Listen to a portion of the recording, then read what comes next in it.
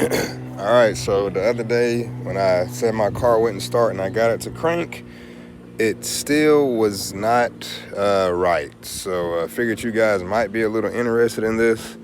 So basically, I figured that the alternator, like I said, I put a brand new alternator in there, brand new battery. Alternator was not sending the charge to the battery.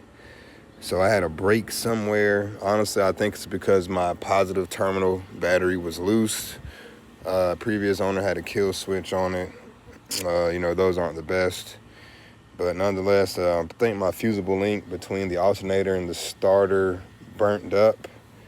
And that was the issue. So nonetheless, I did a lot of research.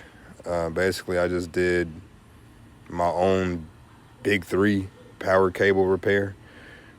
So I took the old wire, removed it from behind the alternator, got it taped and tucked. Got the new wire ran. I got the mega fuse block holder here. I may end up finding a better spot for that, but I did that for now. I may think like down here, but we'll see with time. I just wanted to get this thing working again. You know what I mean? I'm no mechanic, but I just wanted to be able to drive it.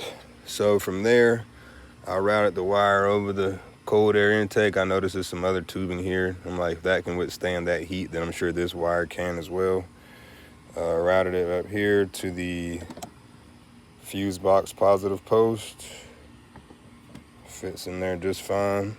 Nice and flush. New terminals, nice and tight. No play. And I checked with my multimeter. It's definitely getting the correct voltage to the battery now. She runs like a charm. And yeah, that's how I got it fixed, man. So I just figured I would just kind of fill you guys in on what was going on. But yep, I was able to fix it. So we're back in business, baby.